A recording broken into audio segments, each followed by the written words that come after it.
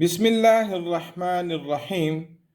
Dear students, we are learning chapter number 9 of 10th class mathematics book. Today's our topic is theorem number 4. तो आइए statement को समझते हैं. What is to prove? The statement is, if two chords of a circle are congruent, then they will be equidistant from the center. आइए जरा बात को समझते हैं. Let it is a circle and here are two chords. ये छोटा card लिया हमने और ये जरा बड़ा कार्ड लिया. ये कार्ड छोटा है, ये कार्ड बड़ा है, तो जरा देखिए तो क्या ये सेंटर से इक्विडिस्टेंट हैं? ये फासला ज्यादा है और ये फासला कम है. डेफिनेटली अगर दो कॉर्ड्स अनइक्वल होंगे तो उनका सेंटर से फासला भी अनइक्वल होगा. But the theorem which is to prove, if two chords of a circle are congruent, अगर वो कंग्रेंट हैं, एक जितने हैं, then they will be equidistant from the centre, तो फिर उनका सेंटर से फासला एक जितना होगा. It is to prove. Let's start the theorem.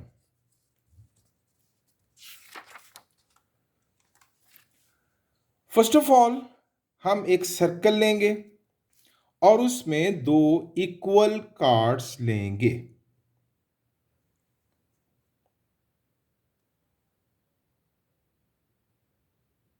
हम ये एक कार्ड ले लेते हैं और ये एक कार्ड ले लेते हैं. इनका नाम रख देते हैं A B and C D, और सर्कल उसके सेंटर का नाम कोई भी रख लेते हैं, लाइक ओ. तो अब इन बातों को हम लिख लेते हैं गिवन में. अ सर्कल विथ सेंटर, क्या नाम है सेंटर का? O. In which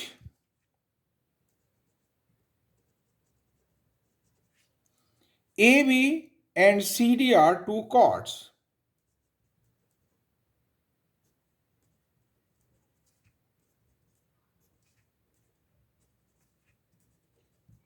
to chords. और कैसे हैं? सच दैट, इस तरह हैं कि दे आर कंग्रेंट.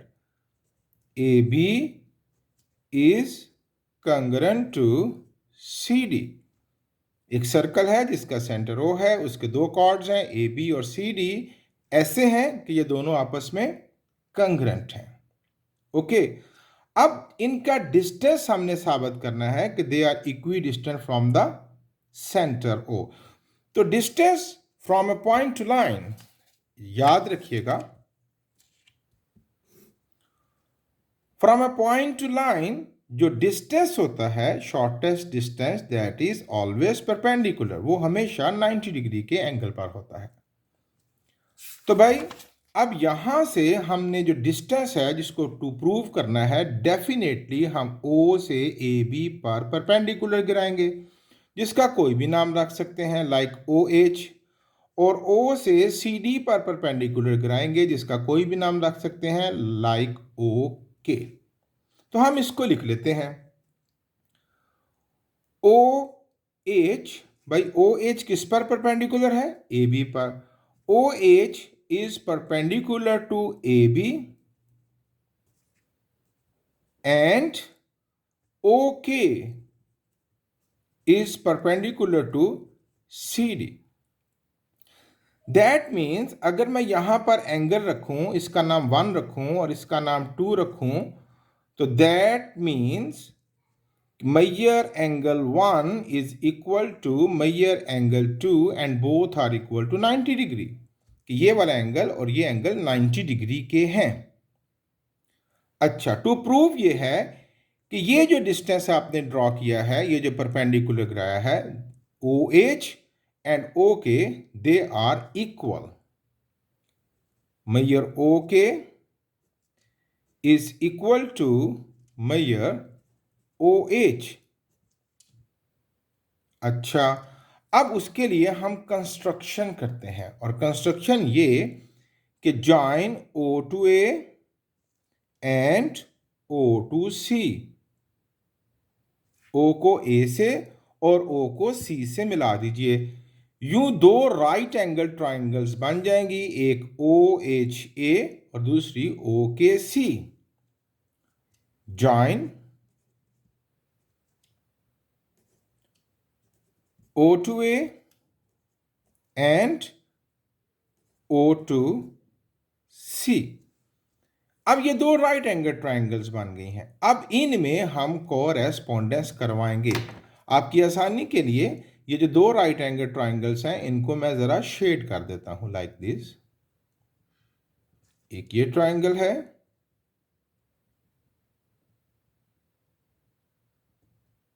और एक ये ट्राइंगल है। Triangle O H A and O K C, ये दो राइट एंगल ट्राइंगल्स हैं, इनमें हम कोरेस्पोंडेंस करवाएंगे। तो जब कोरेस्पोंडेंस करवाएंगे ना बच्चों, तो हमें एक जैसे एलिमेंट्स ढूंढने हैं तीन, ताकि दोनों ट्राइंगल्स कंग्रुएंट साबित हो सकें।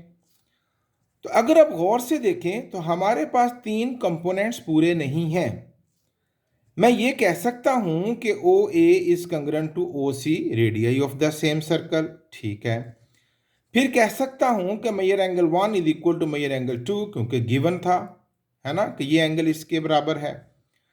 ट्राइंगल के और किसी साइड या किसी एंगल के कंग्रुएंट होने का कोई प्रूफ हमारे पास नहीं है, कोई रीजन हमारे पास नहीं है। So before starting the correspondence हमें थोड़ा सा काम करना है। जरा गौर से देखिएगा।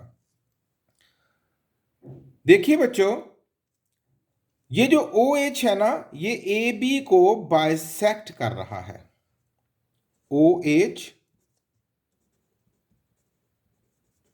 Bisect the chord A B. ये देखिए, क्यों भला? हमने थ्योरम नंबर 3 में पढ़ा था, perpendicular from centre bisect the chord. हमने पढ़ा था ये अगर एक सर्कल है और ये कॉर्ड है, तो परपेंडिकुलर जो आता है सेंटर से वो उस कॉर्ड के दो बराबर टुकड़े कर देता है। तो ज़रा देखिए, ऑब्जर्व कीजिए, क्या ये परपेंडिकुलर है ना सेंटर से, और ये क्या है, कॉर्ड, तो उसने इस कॉर्ड के दो बराबर टुकड़े कर दिए हैं। तो that means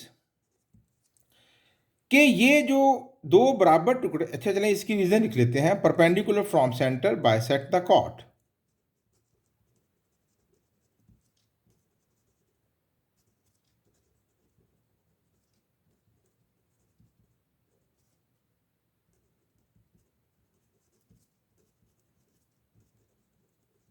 perpendicular from centre bisect the chord. अच्छा भी, दैट मीन्स कि ये जो एक टुकड़ा है वन हाफ, ये जो ए एच है which is the part of the triangle, A H triangle का हिस्सा है, that means measure A H is equal to half of measure A B. A H A B का half है, क्योंकि ये फुल लेंथ, इसके दो बराबर टुकड़े हो चुके हैं। सिमिलरली दूसरी साइड पर भी यही बातें करेंगे, तो हम क्या लिखेंगे कि O K bisect the chord C D. O K bisect the chord C D. वजह क्या? Same, perpendicular from centre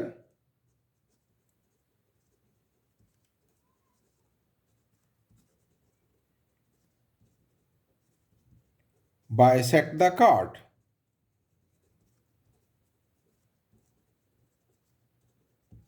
that means पता ये चला कि C K which is the part of the triangle, C K is half of C D. C K is half of C D. ये रही equation 1 और ये रही इक्वेशन 2। अब जरा याद करें कि गिवन के अंदर हमने देखा था कि ए बी और सी डी इक्वल हैं, but AB congruent to CD given, इसको हम कह देते हैं इक्वेशन 3। तो अब जरा देखें बच्चों, अगर दो साइड्स इक्वल हैं तो डेफिनेटली उनके हाफ भी इक्वल होंगे। यानी अगर ये 8 सेंटीमीटर है और ये भी 8 सेंटीमीटर है तो इसका हाफ हुआ 4 और इसका हाफ भी क्या हुआ 4 में। दैट मीन्स अगर दो कंग्रेंट साइड्स हैं तो उनके हाफ भी कंग्रेंट होंगे। तो फ्रॉम इक्वेशन 1 अब ये ए बी का हाफ क्या है ए एच, और फ्रॉम इक्वेशन 2 सी डी का हाफ क्या है सी के। अब अगर ए बी और सी डी इक्वल है तो उनके हाफ यानी ए एच और सी के भी इक्वल होंगे। Therefore measure A H is equal to, ये वाला इसका हाफ है ना ए बी का, और सी डी का हाफ कौन है सी डी का C K. A H is equal to measure C K half of congruent sides.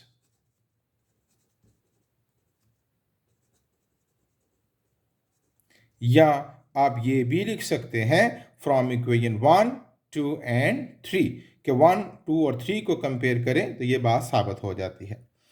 अब हम कॉरेस्पॉन्डेंस शुरू करेंगे क्योंकि अब हमें ट्राइंगल को कंग्रेंट करने के लिए 3 चीजें पूरी हो चुकी हैं। अब हम लिखेंगे इन कॉरेस्पॉन्डेंस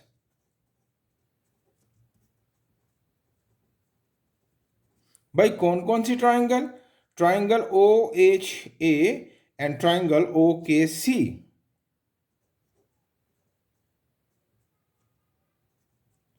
किसके साथ, ट्राइंगल ओ के सी के साथ। इस कॉरेस्पॉन्डेंस में सबसे पहले तो इसी बात को लिख लें जो अभी अभी आपने साबित की है कि A H is congruent to C K. Measure A H is equal to measure C K, proved के भाई इस बात को हमने अभी अभी साबित कर दिया है। फिर दूसरी बात, O A is congruent to O C radii of the same circle.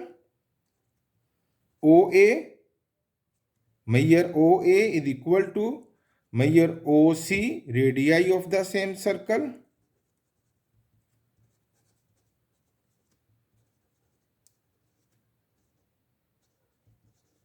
And the third one, measure angle 1 is equal to measure angle 2.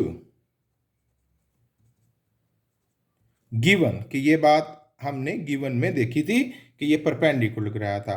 अब भाई 3 चीजें पूरी हो गई, देयरफॉर जगह नहीं रही यहां पर, therefore triangle O H A is congruent to triangle O K C. कौन सा पॉस्टुलेट, जरा देखिए तो, side side angle, side side angle, S S A postulate. या अगर आप राइट एंगल ट्राइंगल का रेफरेंस दें तो उसके लिहाज से ये 90 के सामने वाली साइड को हाइपोटेन्यूज कहते हैं, और ये साइड, या आप यहां पर एच एस पॉस्टुलेट भी लिख सकते हैं। अब भाई जब ये दोनों ट्राइंगल्स कंग्रेंट हैं तो वी से इजीली हम आसानी से कह सकते हैं therefore O H is congruent to O K, therefore O H is congruent to O K, corresponding sides